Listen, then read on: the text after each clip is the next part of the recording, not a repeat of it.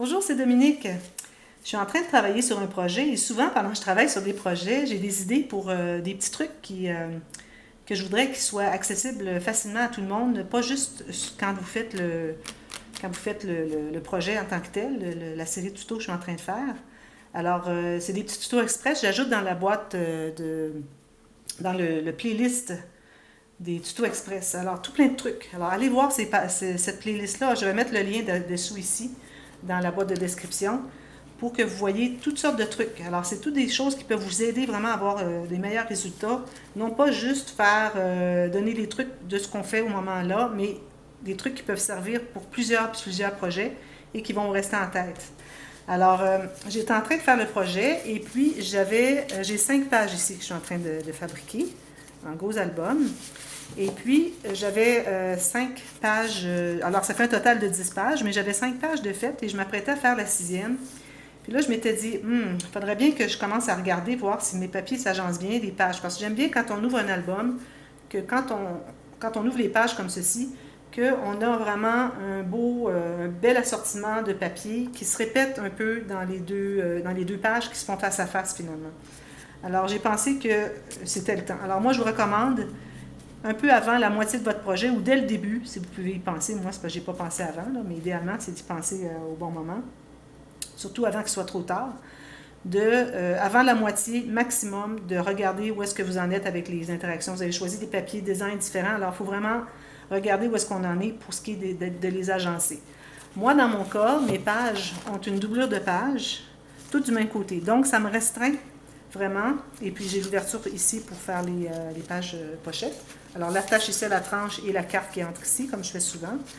Alors, si jamais vous avez ce format de page avec les ouvertures sur les côtés, alors ça facilite beaucoup la tâche parce que vous pouvez avoir la tranche soit ici ou si vous préférez avoir celui-là sur le dessus, ici. À ce moment-là, vous pouvez l'avoir à gauche aussi.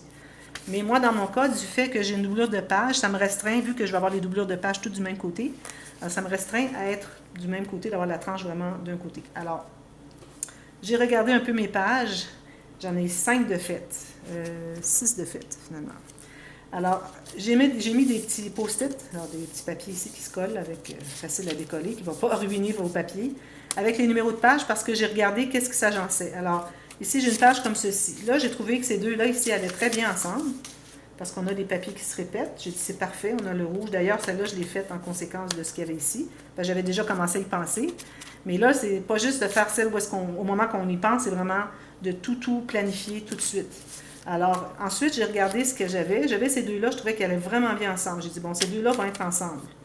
Ensuite, j'ai regardé ici. Là, il m'en reste juste une de faite. Alors, je vais pouvoir continuer. Alors, j'ai numéroté les autres pages où est-ce qu'il n'y a rien pour m'assurer que je vais pouvoir vraiment planifier en conséquence des papiers que j'ai déjà utilisés. Alors, moi, je vais réutiliser les papiers que j'avais ici. Alors, je vais prendre lui. Et puis, l'autre, je ne sais pas, le mais en tout cas, bon, je vais trouver le papier qui va avec. Le papier semblable. Parfois, peut-être que j'en ai plus, puis je dois ajouter un nouveau.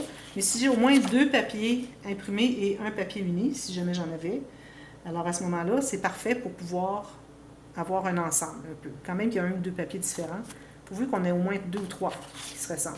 Alors, à ce moment-là, je vais continuer. Quand je vais avoir fini celle-là, là, je repars à 9, et puis là, je vais faire celle-ci et celle-ci. Puis là, je peux même décider, voir si j'ai suffisamment de papier, peut-être même décider des interactions selon les papiers que j'ai de disponibles. Si j'ai une grande image à mettre, voir ce qui va aller avec. Et puis, j'ai le numéro 10 ici. Ensuite, il me restera dans les couverts à faire la même chose. Et puis là, les pages, je vais garder les numéros dessus vraiment pour ne pas tout mélanger ça quand ça sera le temps de poser les pages dans l'album. C'est le moment critique, alors il faut être certain où est-ce qu'on s'en va. Aussi, une deuxième raison pour faire ça, c'est que quand vous allez décider des interactions que vous allez faire, vous voulez vous assurer que quand ça va s'ouvrir et se fermer, comme ceci et comme ceci, que ça ne s'accroche pas. Alors, on ne voudrait pas que ça s'accroche. Alors ici, moi j'ai lui ici, qui est peut-être un petit peu accrochant comme ceci. Peut-être que ça ici accroche un peu ici. Mais bon, au pire, moi ce que je peux faire, c'est que cette carte ici, je peux la mettre qui va comme ça. Alors là, ça n'accroche plus. Alors, ça vous aide à décider. Alors lui, moi je suis certaine qu'il n'accrochera pas après lui, alors ça va. Et puis lui, du fait que j'ai quelque chose ici qui est peut-être un peu accrochant, alors je vais faire quelque chose en conséquence ici, qui fait que ça n'encombrera pas l'ouverture et la fermeture de l'album. Alors, vous savez, quand on ouvre l'album, comme ceci, et quand on ouvre comme ceci, les pages s'accrochent. Alors, il ne faut vraiment pas qu'il n'y ait rien qui accroche après lui. Alors, c'est une deuxième raison pour laquelle on devrait vraiment numéroter nos pages. Alors, pour l'agencement des papiers et pour aussi les interactions que ne s'encombrent pas les unes les autres. Alors voilà, j'ai pensé que ça pourrait être intéressant.